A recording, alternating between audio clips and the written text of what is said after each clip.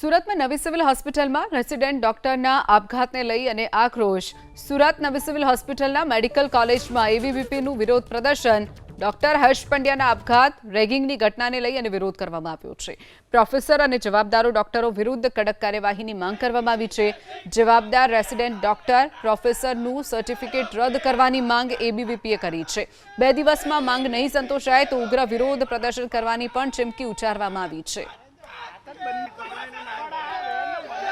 આજે અમે એ પ્રકારનો વિરોધ કરી રહ્યા છીએ કે આ સિવિલ હોસ્પિટલમાં થોડાક દિવસોથી એક છોકરાને જે પોસ્ટ ગ્રેજ્યુએશનનો છે એની પર એટલો ત્રાસ કરવામાં આવે છે, એટલી હદે એની રેગિંગ કરવામાં આવે છે કે એ વિદ્યાર્થી છે એ રાત દિવસ સૂઈ નથી શકતો અને એટલી હદે કંટાળી જાય છે કે એનું માઇન્ડ ડિપ્રેશનમાં ચાલુ છે અને એટલી હદે છેલ્લે કંટાળીને એ સુસાઇડ કરી લે છે। અખિલ ભારતીય વિદ્યાર્થી પરિષદ દ્વારા એટલી જ માંગ છે કે આ લોકો જે પણ આ રેગિંગમાં પકડાયા છે એ લોકો પર કડકથી કડક કાર્યવાહી થાય અને એ લોકો જો આ કાર્યવાહી નહીં થાય તો આગળ જઈને એ લોકો વધુ ખરાબ રસ્તે જશે અને બાકી સ્ટુડન્ટને પણ એમાં પ્રોત્સાહિત કરશે તો એ લોકો પર કડકથી કડક કાર્યવાહી થાય અને સજા થાય, એટલી જ અમારી માંગ। 2018 થી લઈને અત્યાર સુધીમાં સુરતમાં 4 ડોક્ટરો દ્વારા આત્મહત્યા કરવામાં આવી છે તો સિવિલ હોસ્પિટલ માટે એક ખૂબ ખરાબ બાબત કહેવાય। અને સાથે જે સિવિલ હોસ્પિટલ દ્વારા એ જે 4 એમના સિનિયર ડોક્ટરો છે એમને 6 મહિના માટે હોસ્ટેલથી કાઢવામાં આવ્યા છે, પણ એ કેટલો સમય માટે? 6 મહિના પછી એ ડોક્ટરો પાછા આવીને કોઈ રેગિંગની ઘટના નહીં ઘટે એની શું બાંયધરી?